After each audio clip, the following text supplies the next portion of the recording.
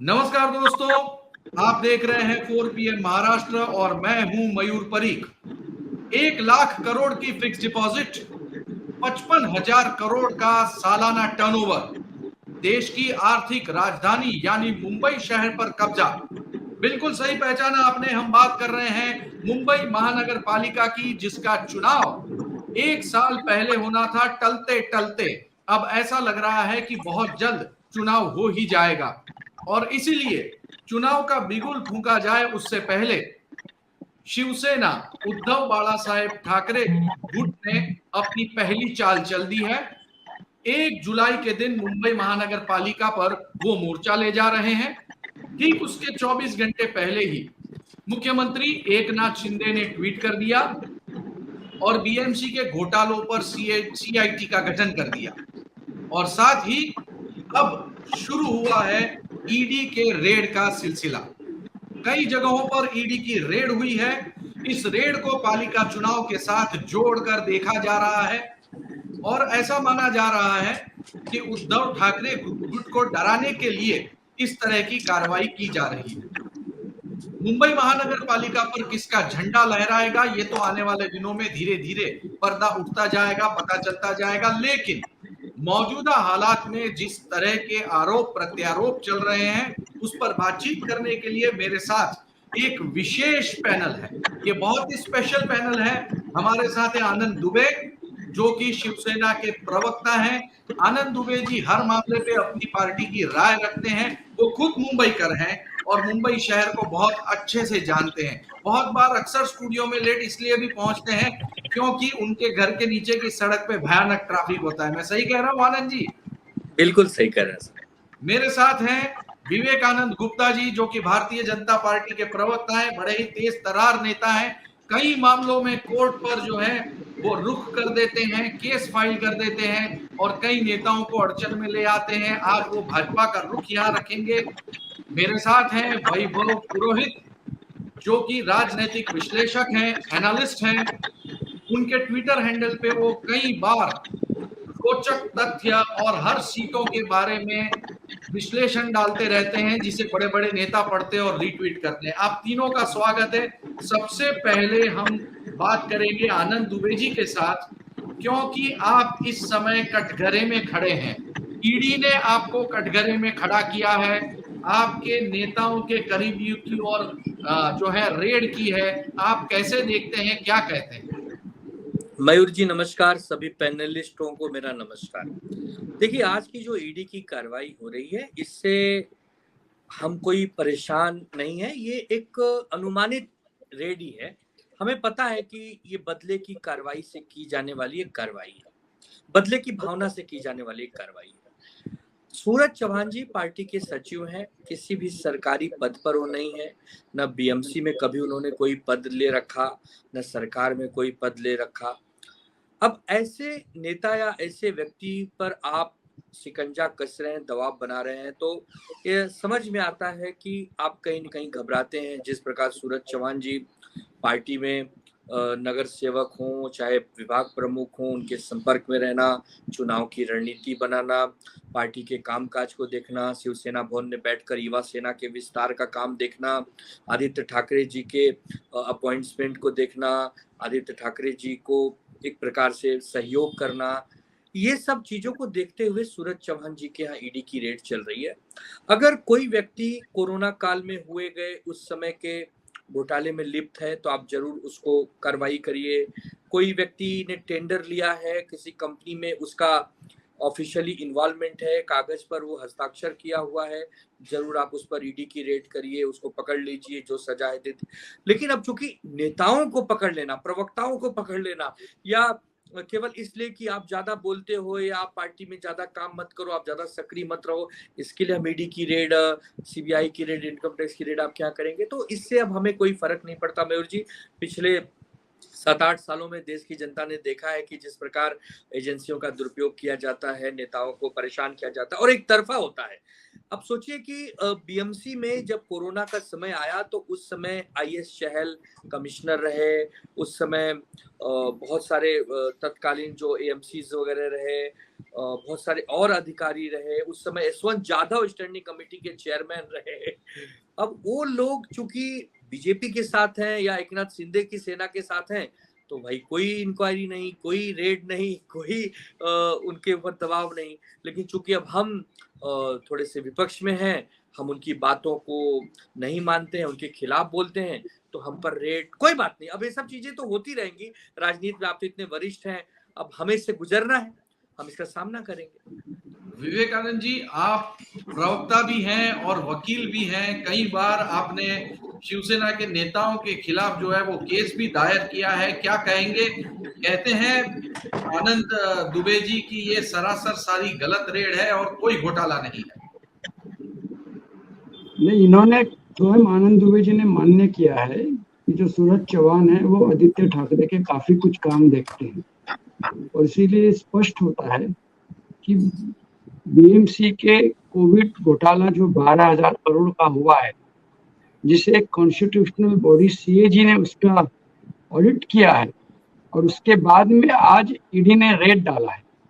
आपको शायद पता होगा कि ईडी ने मुंबई के म्युनिसिपल कमिश्नर चहल साहब को भी उनके स्टेटमेंट रिकॉर्ड करने के लिए बुलाया था, और उनकी स्टेटमेंट रिकॉर्ड करने के बाद में शायद ईडी ने उसमें और कुछ छानबीन की होगी और उसके बाद रेड गिरा है। ये भी स्पष्ट है कि कोविड के दौरान बिना किसी टेंडर के 12,000 करोड़ से ज्यादा के टेंडर मंगाए गए। कोविड के दौरान तो स्वयं मैंने ही एक डेड बॉडी बैग का एक घोटाला ओपन किया था कि जिस केईएम हॉस्पिटल ने 1350 प्लस जीएसटी 18% में एक डेड बॉडी बैग मंगाई थी, उसी बीएमसी के टेंडर डिपार्टमेंट ने एक डेड बॉडी बैग 6,550 रुपए प्लस जीएसटी में मंगाई थी। मेरे उस एक्सपोज के बाद में उस टेंडर को बीएमसी को रद्द करना पड़ा था। तो ये छोटी छोटी बातें हैं जहां पर बीएमसी ने 12,000 करोड़ का गफला किया है, बहुत बड़ा घोटाला किया है। जो कोविड सेंटर बनाए मुंबई में, जो जंबो कोविड सेंटर हम जिसको बोलते हैं, दहीसर में बने, मुलुंड में बने, एनएससीआई में बने, बीकेसी में बने, कोई टेंडर मंगाया नहीं गया था। एक स्पेशलिस्ट डॉक्टर्स को रखने के लिए उसमें कहा गया था। जिस कोविड जंबो सेंटर का टेंडर दिया गया था, उस कंपनी के मालिक पर भी आज रेड गिरी हुई है। और वो कंपनी कब बनी? जब टेंडर मिल गया, उसकी जंबो कोविड सेंटर की टेंडर उसको मिल गई, उसके बाद में वो कंपनी बनाता है, और कंपनी बनाकर बीएमसी को वो अपने डॉक्यूमेंट सबमिट करता है, और वो डॉक्यूमेंट्स भी फर्जी है, फ्रॉड है, फॉर्जरी है, नोटिस के साइन नहीं, कुछ नहीं है। जिस कंपनी के पास पे कोई भी एक्सपीरियंस नहीं है, न कोई मैन पावर है, और कोविड जंबो सेंटर संभालने के लिए हाईली क्वालिफाइड डॉक्टर्स लगते थे, एमडी के डॉक्टर्स लगेंगे, नर्स लगेंगे, बॉयज लगेंगे, और 6 कोविड सेंटर एक ही कंपनी को। कहाँ थे ये एमडी स्पेशलिस्ट डॉक्टर्स? कहाँ थे? इसकी जानकारी किसी को भी नहीं थी। बहुत बड़ा घोटाला हुआ है, मुंबईकरों के पैसे का नुकसान हुआ है। मुंबईकरों का पैसा जो था वो शिवसेना, उद्धव ठाकरे और आदित्य ठाकरे ने अपने घर में जमा किया है, उसी से मातोश्री 2 बनी है, और उसी से इन्होंने लंदन और बाकी सब दौरा किया है। मुंबईकर को न्याय मिलना चाहिए, मुंबईकर का पैसा वापस आना चाहिए, और इसीलिए ईडी का घोटाला है, दूध का दूध और पानी का पानी हो जाएगा। बिल्कुल विवेकानंद जी, लेकिन मेरा आपसे एक सवाल है। वो सवाल ये है कि आज शिवसेना ने जो मुद्दा उठाया है वो बिल्कुल सही उठाया है। उस समय standing committee chairman Yashwant Jadhav थे, उनके यहाँ तो आज रेड नहीं हुई। जब तक वो शिवसेना के साथ में थे, उद्धव ठाकरे वाली, तब तक उनके यहाँ रेड हुई थी। जब वो बीजेपी में आ गए यामिनी जाधव के साथ, तो आज कोई रेड नहीं। बिल्कुल उसी तरह मैं आपको बिल्कुल बता दूं कि यामिनी जाधव और यशवंत जाधव कोई बीजेपी में नहीं है, और शायद आपको पता होगा यशवंत जाधव के घर पर भी ईडी ने रेड डाला था। कई दिनों तक रेड डाला था, कई दिनों तक उनके पास से डॉक्यूमेंट्स हासिल किए थे, और स्वाभाविक है कि वो डॉक्यूमेंट्स को स्टडी करने के बाद भी जो तार बैठने चाहिए, जो लिंक बैठने चाहिए, उसी लिंक का एक आधार होगा जो आज ईडी ने इन सभी बड़े बड़े लोगों के ऊपर, और एक आईएएस सिटिंग, मैं जो सुन रहा हूँ कि सिटिंग आईएएस ऑफिसर के घर पर भी रेड गिरा। तो इसीलिए स्पष्ट है कि ईडी किसी को छोड़ती नहीं, फिर वो यशवंत यादव हो, आईएएस ऑफिसर हो, या कोई किसी का करीबी हो। इस रेड के बाद दूध का मयूर दूध और जी, पानी का मयूर पानी जी, हो जाएगा। मयूर जी, आप बीजेपी में भले शामिल न हुए हो, लेकिन उनके समर्थन से आपकी सरकार चल रही है, ठीक है। तो जिसके यहाँ ईडी की रेड हुई है, जो घोटाले में लिप्त है, आपके अनुसार जिसके यहाँ ईडी की रेड, उसके समर्थन से भाजपा की सरकार चल रही है। आनंद जी, आपको बोलने का मौका मिलेगा, लेकिन पहले वैभव के पास चलेंगे। वैभव, बताइए क्या कहेंगे, ईडी, सीएजी, इनकी रिपोर्ट, इनकी हिस्ट्री क्या बताती है? इनकी हिस्ट्री अगर आप देखोगे तो पहले एक 2G घोटाले के समय भी एक कैग की रिपोर्ट आई थी। उसके बाद जो कन्विक्शन हुआ, उस कहाँ कन्विक्शन हुआ, क्या हुआ, वो रिपोर्ट एक पॉलिटिकल टूल की तरह एक इस्तेमाल होती है। ईडी का भी आप कन्विक्शन रेट देखोगे तो ईडी भी एक पॉलिटिकल टूल, और उसका जो कन्विक्शन रेट है वो कुछ नहीं है। एक पॉलिटिकल टूल की तरह जब चुनाव कोई पास में आता है, या कोई पॉलिटिकल एक्टिविटी कहीं होती रहती है, तो उसी समय पर ईडी और कैग की रिपोर्ट बाहर आती है। उससे पहले ईडी और कैग की रिपोर्ट कहीं बाहर नहीं आती है। और ये बात स्पष्ट है, 2G घोटाले में तो इस प्रकार से कैग ने बता दिया था कि बहुत महा घोटाला हुआ, लेकिन उसका नतीजा क्या निकला? कुछ नहीं। सुरेश कलमाडी के ऊपर भी कैग ने एक बनाई थी रिपोर्ट की घोटाला बढ़ा हुआ है। उन्हें भी क्या, आज भी वो फ्री घूम रहे हैं। तो कुल मिला के कैग ईडी का जो यूज है, ये केवल और केवल पॉलिटिकल वेदांता के लिए यूज हुआ जाता है, और टाइमली जब इलेक्शंस पास में रहते तो उसका यूज होता है। तो प्रॉपर गेंडा के लिए। आनंद जी, आप कुछ कह रहे थे, फिर हम मैं ये कह रहा था मयूर जी, मैं ये कह रहा था कि आपने बड़ा सरल सवाल विवेकानंद गुप्ता जी से पूछा कि उस समय यशवंत यादव जी स्टैंडिंग कमेटी के चेयरमैन थे, उनके यहाँ रेड होती थी, लेकिन जैसे ही वो शिवसेना एकनाथ शिंदे वाली पार्टी में चले गए, उनके यहाँ रेड बंद हो गई। हम ये पूछ रहे हैं कि ये दोहरा मापदंड क्यों? आप सूरज चौहान जी के यहाँ रेड कर रहे हैं, उसी समय आप यशवंत यादव जी के यहाँ भी रेड करते। अगर हमने कोई गलती की है, हमने कोई घोटाला किया, या दोनों ने किया है, यशवंत यादव ने भी किया, सूरज चौहान जी ने भी किया, हमें फांसी पे लटकाइए, हमें किसी भी सजा से गुजारिए, हम गुजरे। लेकिन ये एक तरफा क्यों कि जो भारतीय जनता पार्टी या उनके सहयोगियों के साथ है वहां रेड नहीं होगी, जो उनके खिलाफ है वहां रेड होगी, उन्हें जेल में डाला जाएगा। 100 दिन के बाद जब संजय राउत साहब जेल से बाहर आते हैं, उस दरमियान भी आदरणीय हाई कोर्ट ने कहा ये पूरी प्रक्रिया ही इलीगल थी, फटकार लगाई थी, ईडी को भी लगाई थी, सब ऑन रिकॉर्ड है। तो मैं ये कह रहा हूँ कि ठीक है, अब 2, 5, 10 घंटे में अभी मालूम पड़ जाएगा कि सूरज चौहान जी क्या क्या मिल गया, कितने करोड़ों का घोटाला हो गया, ये तो अभी सब आ जाएगा थोड़ी देर में ही। सिर्फ दुख इस बात का है कि आगे महानगर पालिका का चुनाव है। आज 14 से ज्यादा महानगर पालिकाओं के चुनाव पेंडिंग है। आज 1-1.5 साल से प्रशासक बैठे हैं, पता नहीं रोड के टेंडरों में क्या घोटालेबाजी चल रही है, कोई जनप्रतिनिधि वहां देखने वाला नहीं है। हम बार बार सवाल उठाते हैं, इसीलिए 1 जुलाई को हमने एक मोर्चे का आयोजन किया हुआ है। जैसे ही मोर्चे का आयोजन किया, आनंद फानन में SIT, ED, अभी तो हो सकता है CBI, बहुत कुछ होगा, लेकिन कोई बात नहीं।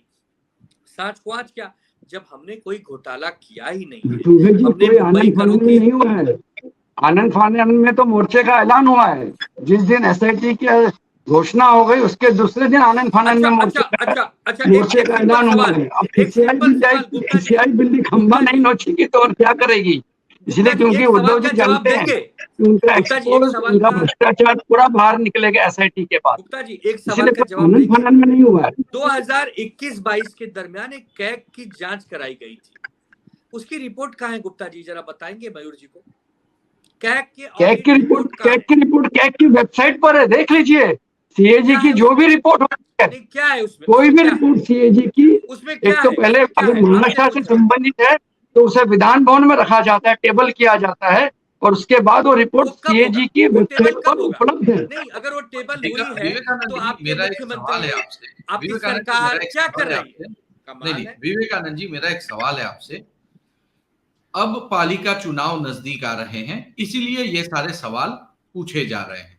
मोर्चे का ऐलान, 24 घंटे के अंदर रेड, और अब आपकी पार्टी जो है उसको बीएमसी के ऊपर सत्ता चाहिए। ये तो सार्वजनिक रूप से जाहिर सी बात है, जो पॉलिटिक्स में होता है सत्ता के लिए होता है। तो आप भी सत्ताधीश बनना चाहते हैं पालिका में, तो सीधा आरोप यह है कि आप एज अ टूल यूज कर रहे हैं उसे। देखिए, बीएमसी के चुनाव और बीएमसी से संबंधित जो भी चुनाव होने थे वो सबसे पहले सुप्रीम कोर्ट में उसकी सुनवाई चल रही थी, क्योंकि 227 से लेकर 236 जो वोट कर दिए गए उसको लेकर सुप्रीम कोर्ट में सुनवाई चल रही थी। सुप्रीम कोर्ट ने कहा कि आप बॉम्बे हाई कोर्ट में जाइए। क्योंकि 236 जो वार्ड के डिमार्केशन हुए थे, वो डिमार्केशन जिस प्रकार से, जिस टेक्निकल और साइंटिफिक रीजन से होने चाहिए थे, वो नहीं हुए। सुप्रीम कोर्ट ने कहा बॉम्बे हाई कोर्ट चाहिए। बॉम्बे हाई कोर्ट ने सरकार की बात को एक्सेप्ट किया, अपहेल्ड किया, और फिर 227 वार्ड हो गए। और उसके बाद अब फिर से उसके रिजर्वेशंस और बाकी सब जो स्टेप्स है वो लिए जाएंगे, लेकिन उस 227 को भी मेरी जानकारी के हिसाब से फिर से सुप्रीम कोर्ट में चुनौती दे दी गई। तो इसीलिए ये मामला अभी अधर में अटका हुआ है, कोर्ट कचहरी में अटका हुआ है। जब भी चुनाव होने आएंगे, मुंबई की जनता तय करेगी। मुंबई की जनता 25 साल से शिवसेना के राज में जो भ्रष्टाचार हुआ है उससे तंग है। जो रोड में खड्डे हुए, जो कचरे के डब्बे हैं, जो नाले सफाई नहीं हुए, उसके कारण तंग है, और जल्द से जल्द चाहती है कि शिवसेना उद्धव ठाकरे को मुंबई के बीएमसी से सत्ता से बाहर कर दी जाए।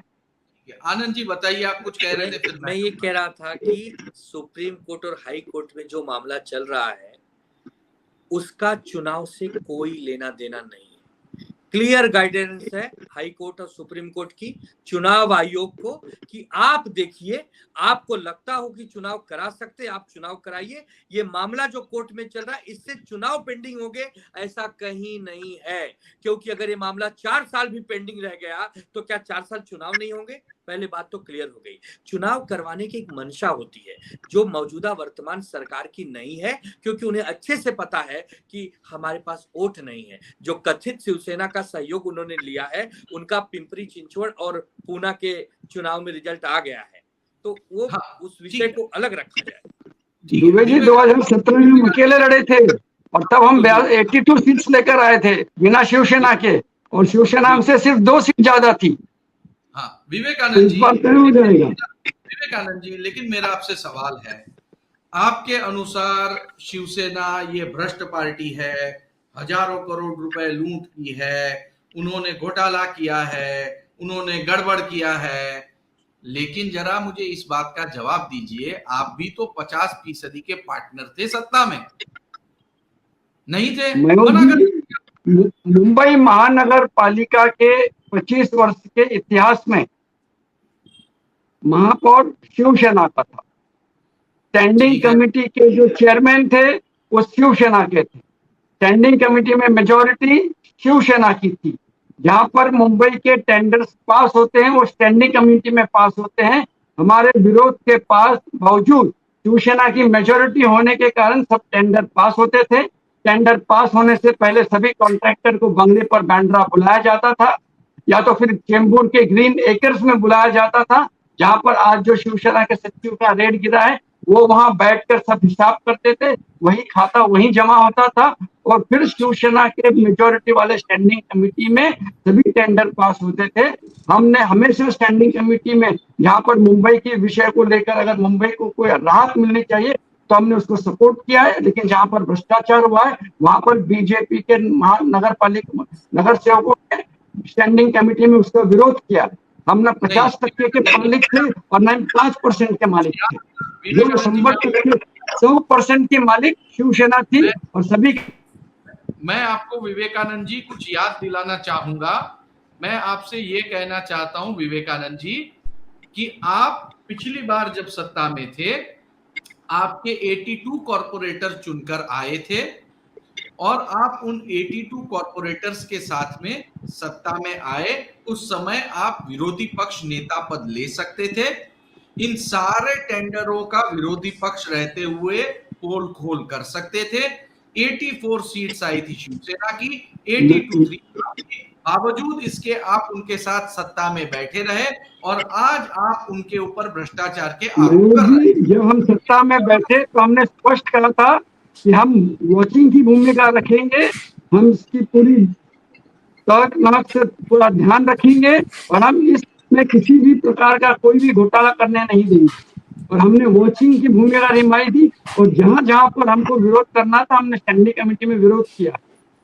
वैभव जी, आपको कमेटी की जो वैभव जी आप बताइए, आपको विरोध दिखा? ऐसा लगा जब तक शिवसेना और बीजेपी का गठबंधन था, बीजेपी शिवसेना का बीएमसी में विरोध कर रही थी, ऐसा आपको क्या कहीं पर दिखा? देखिए, जब भी ये अलायंस में रहते थे तब इनका एक कॉमन मिनिमम प्रोग्राम रहता था, उसी के बेसिस पे ये चुनाव लड़ते थे और इनके स्टैंडिंग कमेटी में कोई भी मुद्दा रखने से पहले इनके आपसी सहमति हुए बिना ये कभी स्टैंडिंग कमेटी में ये मुद्दे इनके कभी जाते नहीं थे। तो जब इनके मुद्दे स्टैंडिंग कमेटी में रहते थे और जब ये सत्ता में थे तब इनका विरोध दिखावे का विरोध भी रहता था और वो सहमति वाला और वो सहमति से वो पास भी हो जाता था। तो ये जब सत्ता के बाहर है तब ये बातें सब इनको याद आ रही है, लेकिन जब ये सत्ता में थे तब इन्हें ये बात कभी याद नहीं आई थी। ये देखिए विवेकानंद जी, ये कहना है, ये वैभव जी का कहना है, लेकिन शायद वैभव जी को पता होगा कि जैसे मैंने कहा कि 25 वर्ष तक स्टैंडिंग कमेटी में शिवसेना की मेजॉरिटी थी, इसीलिए हमारे विरोध के बावजूद शिवसेना हर टेंडर को पास कर देती थी। ऐसा कोई भी एक टेंडर नहीं था जो हमने विरोध किया और शिवसेना ने रोक दिया, क्योंकि हिसाब सिले ही हो गए बंगले पे और ग्रीन एकर्स में। मयूर जी, इसीलिए जैसे मैंने कहा कि शिवसेना स्टैंडिंग कमेटी का चेयरमैन, अगर आप मुंबई म्युनिसिपल कॉर्पोरेशन के एक्ट देखेंगे 1888 के, तो उसमें स्पष्ट दिखेगा कि स्टैंडिंग कमेटी के चेयरमैन कितना पावरफुल होता है, मुंबई का मेयर कितना पावरफुल होता है। और स्टैंडिंग कमेटी में हमेशा 25 वर्षों में बीजेपी का कोई कमेटी का चेयरमैन बना नहीं, क्योंकि शिवसेना को पूरी मलाई खानी थी, हमारे पास मेजोरिटी थी नहीं। लेकिन जो भी हमारी संख्या स्टैंडिंग कमेटी में थे, हमने उसका विरोध किया है और मुंबई के लोगों को, मुंबई के नागरिकों को अच्छी नागरिक सुविधा मिले, उसके लिए हमने हमेशा आवाज उठाया है और आज भी उठा रहे हैं। आप जबरदस्त इतना आवाज आपने उठाया विवेकानंद जी, आपकी और आपकी पार्टी की तरफ से इतना जबरदस्त आवाज उठाया गया कि वो आवाज किसी ने सुनी ही नहीं। शिवसेना ने नहीं सुनी, जनता ने भी नहीं सुनी, प्रेस ने भी नहीं सुनी, विश्लेषकों ने भी नहीं सुनी। खैर, अब हम आखिरी राउंड शुरू करते हैं। आनंद दुबे जी बताइए, चुनाव का आगाज हो चुका है, आपकी तैयारी कैसी है? पहले एक मिनट मैं कह दूं, फिर आगे इस पे कह रहा हूँ। अभी ये कह रहे थे कि हम लोग 25 साल से कमजोर थे, हम 25 साल से स्टैंडिंग में नहीं थे, महापौर। अरे तो आप कर क्या रहे थे? आप उप महापौर का कुर्सी छोड़ देते, आप 25 साल विपक्ष में बैठे रहते, आप खूब विरोध करते, सड़कों पर आ जाते। एक हो गई पहली बात। दूसरी बात, मयूर जी आप इतने वरिष्ठ हैं, हम 1 बार जीते, 2 बार जीते, 3 बार जीते, 4 बार जीते, 5 बार जीते, हमें मुंबई की जनता बार बार जिता रही है। आप उनके विवेक और बुद्धि पे प्रश्न चिन्ह लगा रहे हैं। अरे भाई, अगर 1 बार 2 बार 3 बार आदमी डिलीवरी नहीं करेगा तो बार बार मुंबई की जनता शिवसेना को जिताएगी, महापौर बनाएगी। आनंद जी एक बात तो अभी भी समझ में नहीं आ रही, अगर बीजेपी के साथ इतनी अनबन थी, फिर इतने सारे चुनाव आपने मिलके भी क्यों लड़े? नहीं, ठीक है ना, हमने संजय राउत जी रोज सुबह 9 बजे प्रेस कॉन्फ्रेंस करते हैं, भाजपा के तमाम नेताओं को आड़े हाथ लेते हैं, कल तक वो उनके साथ डिनर और लंच कर रहे थे। मैं वही बता रहा हूँ कि ये 25-30 साल हमारे सहयोगी रहे, हमारे भाई समान रहे, बहुत सुख दुख हमने साथ में बांटा। आदरणीय बाला साहब ठाकरे जी, पंडित अटल बिहारी वाजपेयी जी, आडवाणी जी, प्रमोद महाजन जी, हम सबने एक साथ काम किया हुआ है। तो ठीक है, अब अतीत में बहुत कुछ हुआ था, उस पर तो नहीं जाऊंगा, समय भी कम है।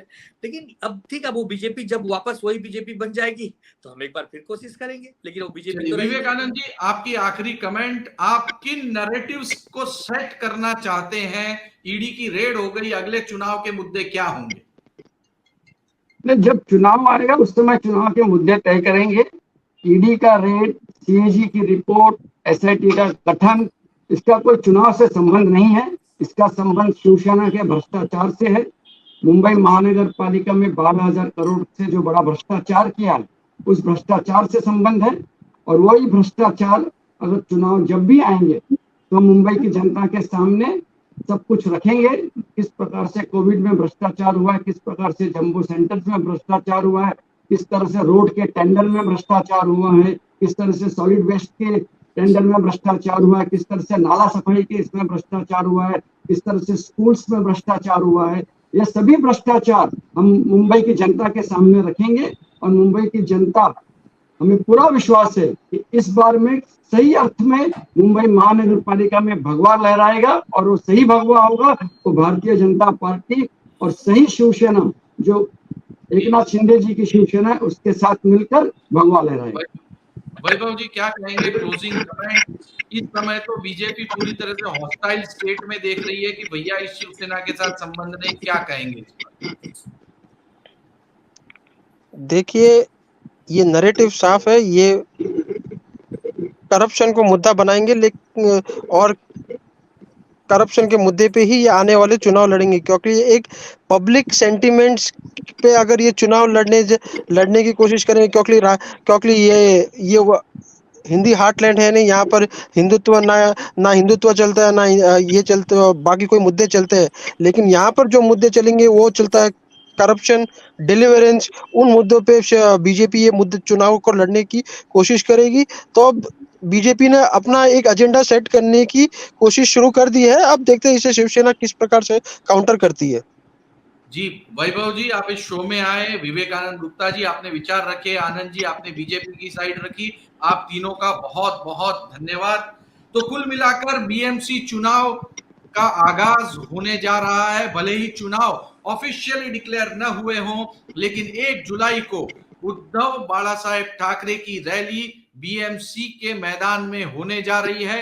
वहीं ईडी ने सब जगह से अपनी रेड करना शुरू कर दिया है। अखबार में बड़े बड़े इश्तेहार छपना शुरू हो चुके हैं, साथ ही न्यूज छपना शुरू हो चुका है।